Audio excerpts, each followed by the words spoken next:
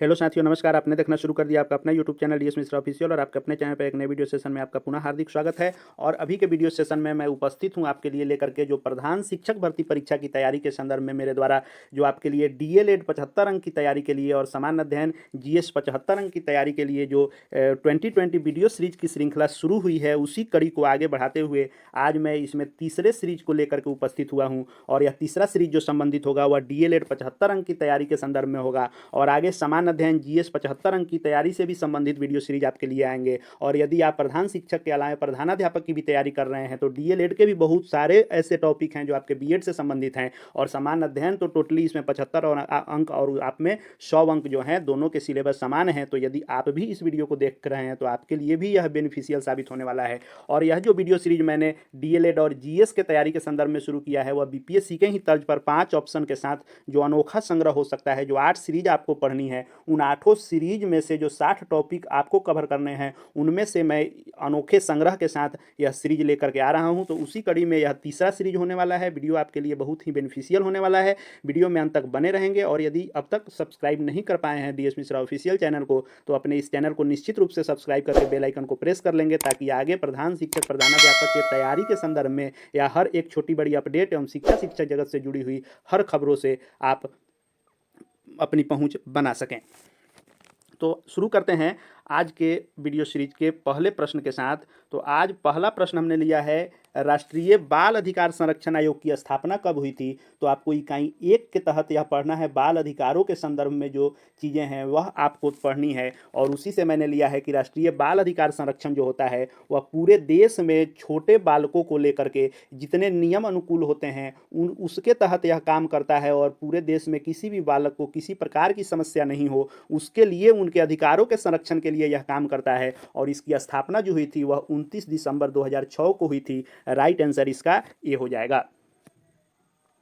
अगला प्रश्न हमने लिया है कि शिक्षा को किसने जो है त्रिमुखी प्रक्रिया माना है। तो देखिए, बहुत सारे शिक्षाविदों ने शिक्षा को द्विमुखी प्रक्रिया भी माना है, पंचमुखी प्रक्रिया भी माना है, लेकिन यहाँ पूछा जा रहा है कि किसने त्रिमुखी प्रक्रिया माना है। टॉमसन ने, कि जॉन डीवी ने, या फिर एडम्स ने। सभी शिक्षा शास्त्री हैं और सभी ने अपने मत दिए हैं, लेकिन इसका जो राइट आंसर होगा वह जॉन डीवी हो जाएगा। जॉन डीवी महोदय ने शिक्षा को जो है त्रिमुखी प्रक्रिया माना है। और इन्होंने कहा है कि यह मान लीजिए कि यदि शिक्षा हो गया तो इसके 1 नंबर छोर पर शिक्षक को इन्होंने रखा है, 1 में इन्होंने शिक्षक को रखा है, और दूसरे छोर पर इन्होंने विषय को रखा है, और तीसरे पर इन्होंने छात्र को, विद्यार्थी को रखा है। यही इनकी त्रिमुखी प्रक्रिया है।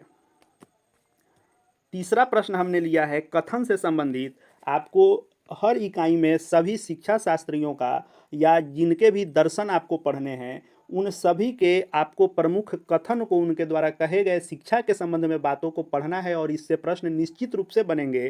तो उसी से मैंने यह प्रश्न लिया है कि शिक्षा से मेरा अभिप्राय बालक और मनुष्य के शरीर, मन और आत्मा के सर्वोत्तम गुणों को व्यक्त करना है। यह कथन किसका है? यानी जो दिए गए ऑप्शन है स्वामी शंकराचार्य, श्री अरबिंदो या महात्मा गांधी, इसमें से किसने कहा था कि शिक्षा से मेरा अभिप्राय बालक और मनुष्य के शरीर, मन और आत्मा के सर्वोत्तम गुणों को व्यक्त करना है।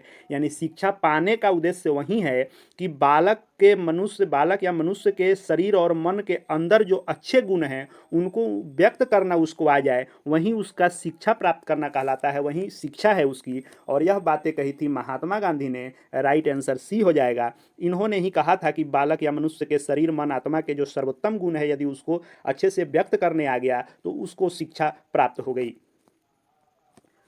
अगला और चौथा प्रश्न है कि इनमें से कौन दर्शन की शाखाएं हैं। तो देखिए, दर्शन की कई शाखाएं होती है और इसमें से पूछा गया है कि कौन सी इसमें से है, कि तत्व मीमांसा है, कि ज्ञान मीमांसा है, कि मूल्य मीमांसा है। तो दर्शन की शाखाओं में तत्व मीमांसा भी आता है, ज्ञान मीमांसा भी आता है और मूल्य मीमांसा भी आता है। इसलिए इसका राइट आंसर डी हो जाएगा, उपयुक्त में से एक से अधिक। और बीपीएससी का यह जो ऑप्शन होता है चौथा और पांचवा, यह आपके प्रधान शिक्षक परीक्षा में भी रहने वाला है। और यही जो ऑप्शन होता है उपयुक्त में एक से अधिक और उपयुक्त में से कोई नहीं, यह ज़्यादातर जगहों पर फंसाने का काम करता है और प्रश्न गलत होते हैं। इसलिए इन दोनों ऑप्शनों पर विशेष ध्यान रखने की आवश्यकता परीक्षा में होती है। अगला और पांचवा प्रश्न हमने लिया है कि इनमें से कौन गीजू भाई बधेका के सिद्धांत नहीं हैं। तो गीजू भाई बधेका के दीवा स्वप्न में शिक्षा के जो प्रयोग के विचार हैं वह इकाई 2 में आपको पढ़ने हैं, और उसी से इस प्रश्न को हमने लिया है कि गीजू भाई बधेका का सिद्धांत इसमें से कौन सा नहीं है। तो क्या बच्चों को निडर बनाएं, यह उन्होंने नहीं कहा है।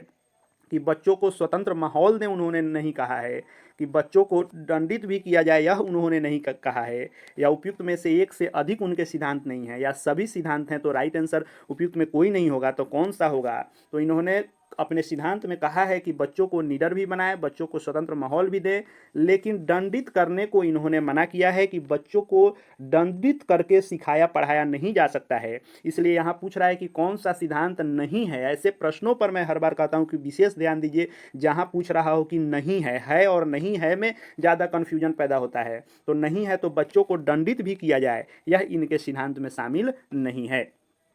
छठा प्रश्न हमने लिया है जो मारिया मांटेसरी के सिद्धांतों को आपको पढ़ना है, उनके शिक्षण पद्धति को पढ़ना है, ग्रहणशील मन पुस्तक से विकास के क्रम को पढ़ना है इकाई 2 के अंतर्गत। उससे हमने यह महत्वपूर्ण प्रश्न को लिया है कि मारिया मांटेसरी के अनुसार विकास के क्रम की प्रथम अवस्था क्या है। इन्होंने विकास के क्रम की कई अवस्थाएं बताई हैं, जिसमें 3 अवस्थाएं इन्होंने बताई है, और इसमें पूछ रहा है कि प्रथम अवस्था कौन सी है। तो प्रथम जो अवस्था है मारिया मांटेसरी के अनुसार वह जन्म से 6 साल तक है, और दूसरी अवस्था जो है वह 6 से 12 साल तक है, और तीसरी अवस्था 12 से 18 साल तक इन्होंने बताया है। तो पहली हो गई जन्म से 6 साल तक, दूसरी अवस्था हो गई 6 से 12 साल तक, और तीसरी अवस्था हो गई 12 से 18 साल तक। यही 3 अवस्थाएं मारिया मांटेसरी ने बनाई है, और मारिया मांटेसरी के द्वारा यह विकास के क्रम की अवस्था बताई गई है। तो जैसा कि मैं कहते आ रहा हूं कि यह 2020 सीरीज है, 20 प्रश्नों को लेकर के आऊँगा, लेकिन इसके साथ जो मैं शॉर्ट व्याख्या करूँगा उसके साथ 20 से 30 प्रश्न और आपके क्लियर होंगे कम से कम। तो इसलिए आपको इस वीडियो सीरीज से 50 प्रश्न क्लियर होने वाले हैं। जैसे अभी मारिया मांटेसरी का मैंने विकास का प्रथम अवस्था पूछा, लेकिन यहाँ पर पहला दूसरा तीसरा आपने जान लिया, तो यह 3 प्रश्न में से कोई भी आएगा, तो आप तीनों में कोई भी बना पाएंगे। अगला प्रश्न हमने लिया है 7 नंबर प्रश्न है कि ज्योतिबा फूले का जन्म कब हुआ था। तो ज्योतिबा फूले के बारे में भी जो इन्होंने हंटर आयोग को अपना बयान दिया था, और इन्होंने जो शैक्षिक सामाजिक और सांस्कृतिक असमानता के बारे में अपना जिक्र दिया था, वह भी इकाई 2 के अंतर्गत आपको पढ़ना है। हमारी कोशिश है कि हर सीरीज में हर इकाई से प्रश्नों को उठाऊं, लेकिन यदि किसी सीरीज में कोई इकाई रह जाता है तो उस इकाई से अगले सीरीज में जरूर प्रश्न मैं उठा रहा हूं। कोशिश है कि 8 सीरीज के 60 टॉपिक को मैं कवर करा दूं। परीक्षा जो है संभवतः जून के अंतिम सप्ताह में होने की संभावना जताई जा रही है, और सूत्रों के अनुसार यह खबर भी है कि परीक्षा जून के अंतिम सप्ताह में होगी। तो यह बचे हुए जो समय है इसमें कोशिश है कि सभी टॉपिक को मैं कवर कराऊं। उसी संदर्भ में है कि ज्योतिबा फूले का जन्म कब हुआ था। तो ज्योतिबा फूले का जन्म 11 अप्रैल 1827 ईस्वी को हुआ था, और इनका जो जन्म हुआ था वह महाराष्ट्र के पुणे में हुआ था। महाराष्ट्र के पुणे में हुआ था, और जो इनका जन्म हुआ था वह एक गरीब माली परिवार में हुआ था। अब एक प्रश्न के साथ आप इनका जन्म कब हुआ था, कहाँ हुआ था, और किस परिवार में हुआ था, यह एक साथ आप याद रखेंगे तो कई सारे प्रश्न यहाँ से आपके क्लियर होंगे। अगला प्रश्न है कि प्रयोगवादी विचारक किसको शिक्षा का केंद्र मानते थे। तो देखिए, प्रयोगवाद के अनुसार विचारकों ने अपना मत दिया है, आदर्शवाद के अनुसार दिया है, कई सारे इसमें आते हैं, और उन सभी के बारे में आपको उनके दृष्टिकोण को पढ़ना है। तो यहाँ पर पूछा गया है कि प्रयोगवाद के बारे में, तो जो प्रयोगवादी विचारक होते हैं वे बालकों को ही शिक्षा का केंद्र मानते हैं, और उनका यह मानना है कि बालक के अनुसार ही पाठ्यक्रम तय होने चाहिए, और उसमें क्रिएटिविटी उस जरूर होनी चाहिए। हस्तशिल्प उद्योग और उनके आजीविका के संदर्भ में निश्चित रूप से उनके पाठ्यक्रम में शामिल किया जाना चाहिए। इसलिए प्रयोगवादी विचारक जो होते हैं वह शिक्षा का केंद्र बालक को मानते हैं, और बालकों के अनुरूप ही पाठ्यक्रम को तय करने की वकालत ये करते हैं।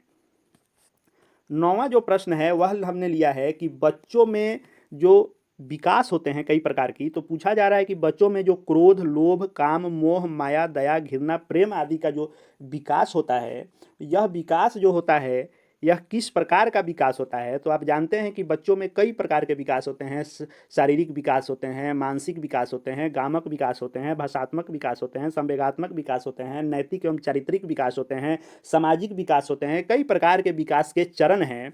तो उसमें जो क्रोध, लोभ, काम, मोह, दया, घृणा, प्रेम, स्नेह आदि जो होता है, यह किस प्रकार का विकास है? तो चूंकि यह सभी जो है संवेग हैं, तो यह संवेगात्मक विकास के अंतर्गत आते हैं। और बच्चों में क्रोध, लोभ, मोह, माया, दया, घृणा, प्रेम, स्नेह करना जो आ जाता है, यह उनका संवेगात्मक विकास कहा जाता है।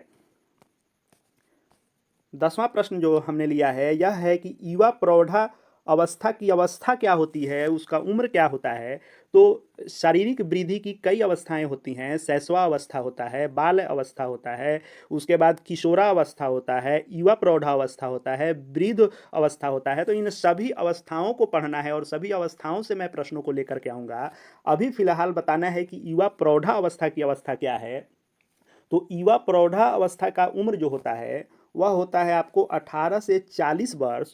और इस 18 से 40 वर्ष के युवा प्रौढ़ा अवस्था के ही उम्र में व्यक्तियों के व्यक्तित्व में निखार आने लगता है और उनके परिपक्व होने की अवस्था होती है। तो युवा प्रौढ़ा अवस्था को किस प्रकार की अवस्था कही जाती है? तो परिपक्व अवस्था भी इसको कही जाती है कि इस उम्र में व्यक्ति परिपक्व होते हैं, इसलिए इसको परिपक्व होने की भी अवस्था कहते हैं। जैसे किशोरावस्था को जो है आंधी तूफान की अवस्था कहते हैं, वैसे ही युवा प्रौढ़ावस्था को आपको परिपक्व होने की अवस्था या व्यक्तित्व निखरने की अवस्था भी कहते हैं। आगे भी यह वीडियो सीरीज जारी रहेगी। और जैसा कि आप जानते हैं कि आपका यह चैनल शिक्षा एवं शिक्षक जगत को ही पूर्णतः समर्पित चैनल है। अध्ययन अध्यापन से ही संबंधित वीडियो और शिक्षा विभाग से ही संबंधित सभी आपको ऑथेंटिक रूप से वीडियो मिलते रहते हैं। इसके लिए चैनल को सब्सक्राइब करके बेल आइकन को प्रेस करके जुड़ जाएं, क्योंकि अगली बार से जो भी आपके लिए उपयोगी और महत्वपूर्ण वीडियो आए उसकी सूचना आप तक डायरेक्ट पहुँच सके। वीडियो आपके लिए उपयोगी लगे तो लाइक निश्चित रूप से करें और शेयर अधिक से अधिक करें, क्योंकि व्यस्त समय में से आपके लिए समय निकाल करके यह वीडियो बनाया जा रहा है। आप जितना अधिक सहयोग करेंगे, सपोर्ट करेंगे, शेयर, लाइक, सब्सक्राइब करेंगे, उतना अधिक व्यस्ततम समय में से आपके लिए वीडियो बनाने की प्रेरणा और ऊर्जा मिलेगी। इसलिए प्रोत्साहित करने का काम निश्चित रूप से करें और कमेंट करके बताएं कि और क्या इसमें ऐड करना चाहते हैं, क्या इसमें सुधार करना चाहते हैं। अगला प्रश्न हमने लिया है 11 नंबर प्रश्न है कि इनमें से कौन सृजनशील बालक नहीं होते हैं? यानी जो क्रिएटिव चाइल्ड होते हैं, सृजनशील बालक जिसे कहते हैं, वे कौन नहीं होते हैं? पहला है कि जो परिहास प्रिय होते हैं, यानी परिहास जिनको पसंद होता है, या जो आनंद काम करके आनंद लेने में रुचि रखते हैं, या जो मनोविनोद में रुचि रखते हैं। इसमें से किस प्रकार के बालक सृजनशील नहीं होते हैं? मैंने फिर कहा कि यहाँ ध्यान देना है कि नहीं होते हैं। तो चूंकि सृजनशील बालक परिहास प्रिय भी होते हैं और आनंद में रुचि भी लेते हैं और मनोविनोद में भी रुचि लेते हैं, इसलिए राइट आंसर इसका ई हो जाएगा, उपयुक्त में से कोई नहीं। यानी इसमें कोई ऐसा नहीं गुण है जो सृजनशील बालक में नहीं होते हों, इसलिए उपयुक्त में से कोई नहीं होगा। क्योंकि यहाँ पूछा जा रहा है कौन सृजनशील बालक नहीं है, तो ये सभी तो हैं, इसलिए राइट आंसर उपयुक्त में से कोई नहीं हो जाएगा। एक वीडियो मेरे द्वारा लाया गया है जिसमें मैंने बताया है कि प्रधान शिक्षक और प्रधानाध्यापक की परीक्षा कब होने वाली है, और उसमें साक्ष्य के साथ मैंने बताया है कि कितने फॉर्म फिलअप किए गए हैं प्रधान शिक्षक में टोटली 10 अप्रैल तक, और इसमें प्रतियोगिता का औसत क्या रहने वाला है, यानी टोटल फॉर्म और टोटल रिक्ति के बीच में कंपटीशन रेशियो मैंने निकाल करके बताया है। और उस अनुसार आपको अपने तैयारी को एक दिशा और धार देनी होगी। तो उस वीडियो को यदि आपने अब तक नहीं देखा है तो प्ले लिस्ट में जाएँ और प्रधान शिक्षक वाले सेक्शन में आप जा करके निश्चित रूप से देख सकते हैं उस वीडियो को कि परीक्षा प्रधान शिक्षक की कब होगी, कितने लोगों ने आवेदन किया है और कंपटीशन रेशियो क्या रहने वाला है। इसके संदर्भ में वह स्पेशली वीडियो है, उसको भी आप निश्चित रूप से देख लें। 12 नंबर प्रश्न है कि लगाव निर्माण की प्रक्रिया की क्या अवस्था होती है? तो जैसा कि मैंने पूर्व के भी वीडियो में बताया कि लगाव का सिद्धांत जॉन बॉल्बी महोदय ने दिया था, और जो लगाव निर्माण की उन्होंने अवस्थाएं बताई थी। तो लगाव निर्माण की अवस्था जो जन्म से 1.5 माह होती है, या लगाव की पूर्व की अवस्था होती है, इसमें बच्चा सिर्फ देखना, सुनना, उस पर रिएक्ट के रूप में हंसना, रोना इत्यादि ही सीखता है। और लगाव निर्माण कब शुरू होता है? तो यह 1.5 माह से लेकर 6 से 8 माह तक लगाव निर्माण की प्रक्रिया यह होती है। इसमें बच्चों को अपने पालनहार, अपने माँ से एक लगाव उत्पन्न हो जाता है, उसको वह अपने माँ को ढूंढने लगता है, वह उसको पहचानने लगता है। और जो भी व्यक्ति वयस्क उसके पालनहार होते हैं या जो उसको भोजन देते हैं, दूध पिलाते हैं, दुलार देते हैं, उनको वह पहचानना शुरू कर देता है और उसके बाद की जो अवस्था होती है 6-8 माह से 1-2 वर्ष तक, वह लगाव निर्माण के पूर्ण होने की प्रक्रिया होती है और अपने लोगों को वह ढूंढने लगता है, उनके लिए रोने इत्यादि लगता है। तो यह लगाव निर्माण की प्रक्रिया है शुरू जो होती है वह 1.5 माह से 6 से 8 माह के बीच में होती है।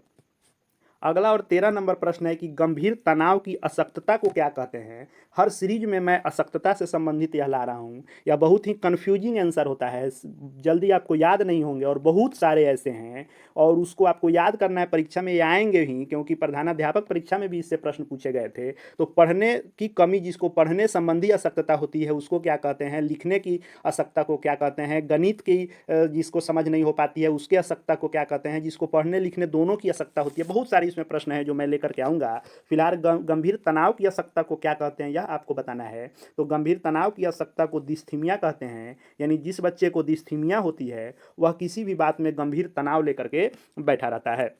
अगला प्रश्न हमने लिया है 14 नंबर की, विशिष्ट बच्चों को सामान्य बच्चों के साथ दी जाने वाली कक्षा को क्या कहा जाता है। यानी जो विशिष्ट बालक होते हैं, यानी जिनके पास जो है प्रतिभा अधिक होती है या जिनका मंद बुद्धि होता है, यानी दोनों प्रकार के प्रतिभावान भी हैं या अल्प बुद्धि मंद बुद्धि भी हैं, इन बालकों को सामान्य बच्चे जो हैं उनके साथ दो जो शिक्षा दी जाती है और एक साथ जो कक्षा चलाई जाती है उसको क्या कहते हैं। तो उसको समावेशी कक्षा कहते हैं और समावेशी कक्षा के तहत विशिष्ट और सामान्य बच्चों दोनों को एक साथ शिक्षा दी जाती है, न कि अलग अलग। इसलिए राइट आंसर समावेशी कक्षा हो जाएगा। 15 नंबर प्रश्न है कि विशेष आवश्यकता वाले बच्चे कौन होते हैं। यानी कौन से बच्चे होंगे जो विशेष ज़रूरत वाले श्रेणी में आएंगे, उनको विशेष रूप से ट्रीट करने की आवश्यकता होती है, उनको विशेष आवश्यकता वाले बच्चों के श्रेणी में रखा जाता है। पूर्ण या आंशिक अंधे जो होते हैं, या वाणी दोष वाले या शारीरिक दोष वाले। तो जो पूर्ण एवं आंशिक अंधे होते हैं वे भी विशेष आवश्यकता वाले बच्चे होते हैं। वाणी दोष वाले जिनको बोलने में समस्या है उनको भी विशेष आवश्यकता वाले बच्चे में रखते हैं। जिनको सुनने में होती है दिक्कत उनको भी विशेष में रखते हैं। और जो शारीरिक अपंगता वाले दोष वाले बच्चे होते हैं उनको भी विशेष आवश्यकता वाले में रखते हैं। इसलिए राइट आंसर इसका डी हो जाएगा। उपयुक्त में एक से अधिक, यानी पूर्ण एवं मानसिक अंधे, वाणी दोष वाले, उसके बाद श्रवण दोष वाले, शारीरिक दोष वाले, अपंगता वाले, अल्प अपंगता या पूर्ण अपंगता, सभी जो है विशेष आवश्यकता वाले बच्चों के श्रेणी में आते हैं। 16 नंबर प्रश्न है कि एक आदर्श शिक्षक के क्या गुण होने चाहिए। तो एक आदर्श शिक्षक के गुण के बारे में हमने यह प्रश्न लिया है कि उनको विषय का पूर्ण ज्ञान होना चाहिए, कि समय का उनको ख्याल रहना चाहिए, समय से विद्यालय आना, समय से विद्यालय जाना चाहिए विद्यालय से, या कुशल वक्ता होना चाहिए। तो इसका राइट आंसर जो हो जाएगा उपयुक्त में एक से अधिक हो जाएगा। आपको आदर्श शिक्षक के गुणों के बारे में आपको पढ़ना है और उसमें बहुत सारे गुण दिए गए हैं, जिसमें विषय का भी, विषय पाठ्यक्रम इत्यादि का पूर्ण ज्ञान होना चाहिए, समय का भी उनको पाबंद रहना चाहिए और कुशल वक्ता भी उनको होना चाहिए, तभी एक आदर्श शिक्षक हो सकते हैं। इसलिए राइट आंसर डी हो जाएगा। अगला प्रश्न और 17 नंबर प्रश्न है कि एनसीएफ का पूरा रूप क्या है। जो एनसीएफ 2005 में अस्तित्व में आया उसका फुल फॉर्म क्या है, पूरा रूप क्या है। नेशनल करिकुलम फंडामेंटल है, या नेशनल करिकुलम फ्रेमवर्क है, कि नेशनल को एजुकेशन फ्रेमवर्क है। तो इसका राइट आंसर बी हो जाएगा। जो नेशनल करिकुलम फ्रेमवर्क होता है उसी को कहा जाता है एनसीएफ, यानी राष्ट्रीय पाठ्यचर्या की रूपरेखा इसको कहते हैं। नेशनल करिकुलम फ्रेमवर्क, राष्ट्रीय पाठ्यचर्या रूपरेखा जो होता है वह एनसीएफ का फुल फॉर्म होता है और यह 2005 में अस्तित्व में आया था। अगला और 18 नंबर प्रश्न है कि बीसीएफ यानी बिहार करिकुलम फ्रेमवर्क, बिहार पाठ्यचर्या की रूपरेखा, इसका निर्माण कब हुआ, यह कब अस्तित्व में आया। तो 2005 में जो है आपको एनसीएफ आया था। 2005 में एनसीएफ अस्तित्व में आया, यानी नेशनल करिकुलम फ्रेमवर्क। और 2008 में जो आया था यह बीसीएफ आया था, यानी बिहार करिकुलम फ्रेमवर्क। एनसीएफ के ही तर्ज पर बीसीएफ को भी बनाया गया और बिहार पाठ्यचर्या की रूपरेखा के नाम से इसको बनाया गया।